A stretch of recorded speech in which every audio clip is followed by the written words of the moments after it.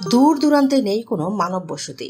ঠিক এমন একটি স্থানে 410 একর এলাকা জুড়ে গড়ে তোলা হয়েছে কারাগার। কঠোর নিরাপত্তায় ঘেরা এই কারাগারে রয়েছে 3 স্তরের নিরাপত্তা দেয়াল। সেই কারাগারে যেতে আবার লাগে বিশেষ অনুমতি।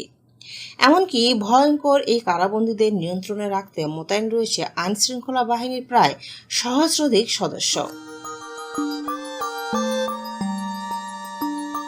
বিশ্বের সবচেয়ে ভয়ঙ্কর কারাগারের খেতাবপ্রাপ্ত এই বন্দিশালার নাম centre for the confinement of terrorism বা সিক্ট।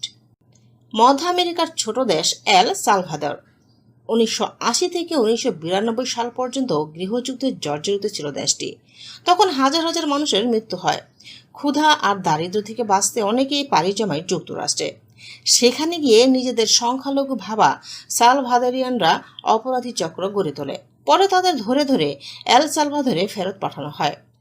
দেশে ফেরা সেই অপরাধীরাই এক সময়ে এল সালভাদরের ত্রাস হয়ে ওঠে।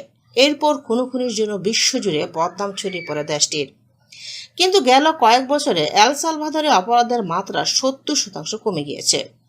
এল সালভাদরে যে গ্যাং কালচার চালু ছিল তা দমাতে দেশটির প্রেসিডেন্ট নাইব বুকেলে 2023 সালে সিকট চালু করেন। নিয়ম করেন, ভয়ঙ্কর এই কারাগারে একবার ঢুকলে মৃত্যুর আগ পর্যন্ত কেউ বের হতে পারবে না। রাজধানী সান সালভাদর থেকে গাড়িতে করে সিকটে যেতে সময় লাগে প্রায় 90 মিনিট। ল্যাটিন আমেরিকার সবচেয়ে বড় এই কারাগারে প্রায় 40,000 পর্যন্ত বন্দী রাখা যায়। এখানে বন্দীদের পরিবারের সদস্য বা কোনো দর্শনার্থীদের সঙ্গে দেখা করতে দেওয়া হয় না। আদালতের বিচার কাজ চলে জুমের মাধ্যমে। কারাগারে 1.5 মাইল জুড়ে মোবাইল ফোনের সিগন্যাল ব্লক করে রাখা হয়েছে। এখানে বন্দী রয়েছে MS-13 এবং বারিও 18 বা 18th স্ট্রিট গ্যাংয়ের সদস্যরা। গ্যাং সংশ্লিষ্টতা থাকলেই যে কাউকে গ্রেপ্তারে পুলিশ এবং সেনাবাহিনীকে 2022 সালে ক্ষমতা দেন বুকেলে। এরপরই রাতারাতি 80,000-এর বেশি মানুষকে গ্রেপ্তার করা হয়। কুখ্যাত সব অপরাধীদের জেলে ঢুকিয়ে রাতারাতি নিরাপদ দেশগুলির একটি হয়ে ওঠে এল সালভাদর। একই সঙ্গে এমন অভিযানের কারণে বুকেলের জনপ্রিয়তাও আরও বেড়ে যায়। কোনো কোনো অপরাধীকে 100 বছর বা তার চেয়ে বেশি সাজা দেওয়া হয়েছে।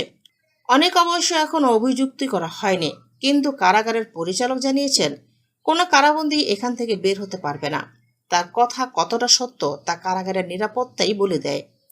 কারাগারকে ঘিরে রাখা কাঁটাতারে হাই ভোল্টেজ বিদ্যুৎ রয়েছে।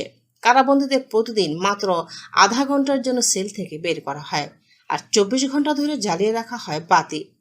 আবার কয়েদিদের জন্য আলাদা টয়লেটের কোনো ব্যবস্থাই নেই। প্রতিটি সেলের ভিতর 2টি করে উন্মুক্ত টয়লেট রয়েছে। বন্দীদের খাবার খেতে হয় হাতে, কেননা খাবারের সঙ্গে কোনো চামচ দেওয়া হয় না। একসময় যারা এল সালভাদরের 90% এলাকার নিয়ন্ত্রণ রেখেছিল, এখন তারাই ভয়াবহ এই কারাগারে বন্দী রয়েছে। মার্কিন প্রেসিডেন্ট ডোনাল্ড ট্রাম্পও তার দেশের অপরাধী এবং অভিবাসীদের সিকট কারাগারে পাঠাতে চান। আমেরিকার এমন প্রস্তাবে রাজিও হয়েছেন প্রেসিডেন্ট বুকেলে।